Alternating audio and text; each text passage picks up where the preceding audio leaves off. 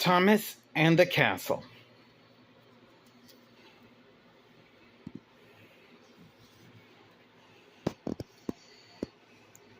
It was a fine fall morning on the island of Sodor, and Thomas the tank engine was looking forward to pulling Countess on his branch line, but Percy was telling ghost stories.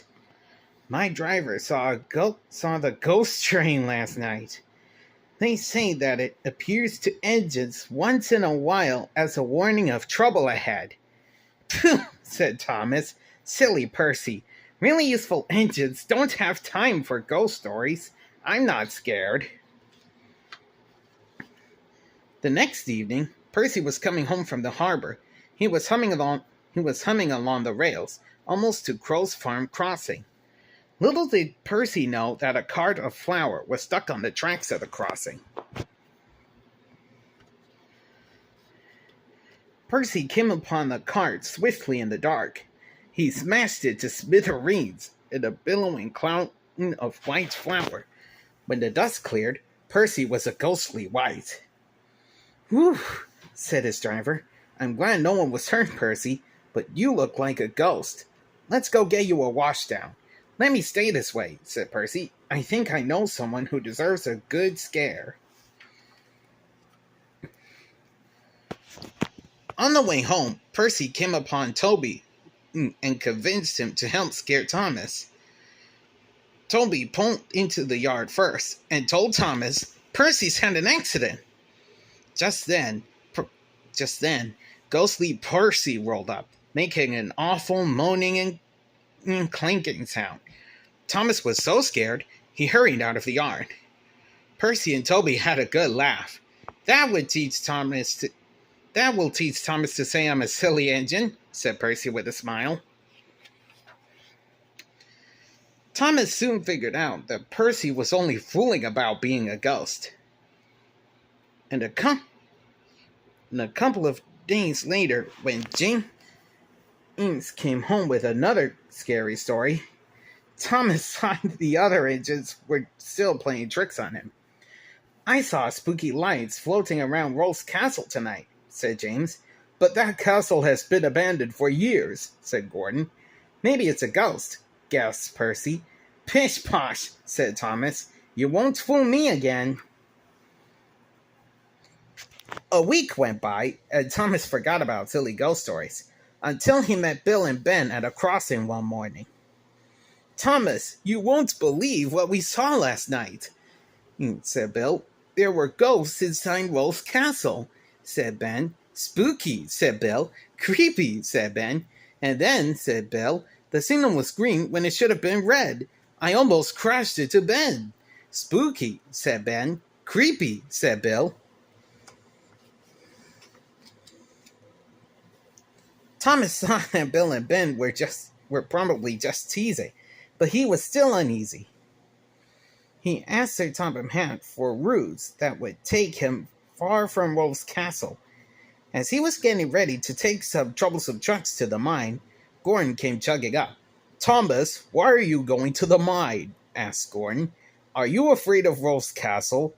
"I'm not afraid of anything," wheezed Thomas, and he chugged away. "I'll show him," said Thomas. Scandy cat," sang the trucks. Thomas didn't know it, but the mines were a dangerous place. Long ago, miners had made tunnels, and some of their roofs were not strong enough to hold up an engine. Even one as small as Thomas. There were danger signs everywhere. But Thomas was still stung by Gordon's and the truck's taunts. "I'm not afraid of a silly old sign," thought Thomas. To prove he wasn't afraid, Thomas bumped some empty trucks fiercely, sending them right through a sign and onto a siding beyond. Thomas foolishly followed the trucks right onto a dangerous siding. "Hurrah!" laughed Thomas. "There's nothing to be scared of." Just then, the rails started to quiver. The track gave way, and Thomas sank into the mine. Gordon had to be sent to pull Thomas out of the hole. "Thanks, Gordon," said Thomas. I was just trying to prove I wasn't scared of anything. That's okay, said Gordon. I'm sorry I made fun of you. Thomas decided that being foolish was not the same as being brave. So when Sir Topham Hatt needed an engine to pull a special right to Rolf's castle, Thomas volunteered. He wanted to be a really useful engine. As Thomas started off for the castle, night was falling and fog was rolling in. Thomas was very afraid, but he chugged on bravely. Ahead in the fog, he saw an eerie glow. It's a ghost, he thought, just like the one James saw. But as Thomas came up the hill, a brisk wind blew and the fog cleared. Thomas saw that there was no ghost at all. It was just a fogman with his lantern. Thomas realized that James hadn't seen a ghost at all. A ghost after all. Just lanterns in the fog. But what were lanterns doing in an abandoned castle? Although the fog had blown away, the moon was still behind the clouds. When Thomas saw something white fluttering up ahead, he was sure it was a ghost this time. Don't be scared. Don't be scared, he said. He huffed to himself. Thomas chugged bravely on and realized that the fluttering white thing was curtains. Well, bust my boiler, Thomas thought. Maybe the ghosts Bill and Ben thought were just curtains. What is going on here? It was all a mystery.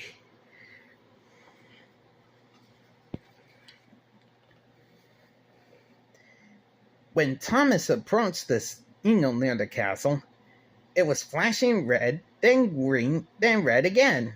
That's funny, said Thomas to the signalman. Bill and Ben were having problems with the same signal the other night.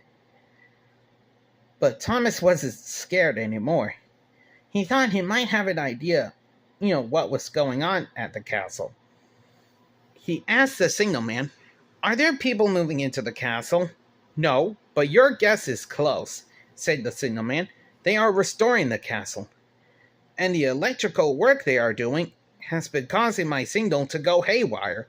But Thomas, you better move on. They're expecting that load you're pulling." When Thomas finally arrived at Rolf's castle, Sir Topham Hatt was there, getting ready for the big party to celebrate the reopening of the castle. Thomas was relieved that there was nothing to be scared of after all. He was also proud to have figured out the mystery. "Thomas," said Sir Topham Hatt, "you have been brave and clever. You are a really useful engine." The end.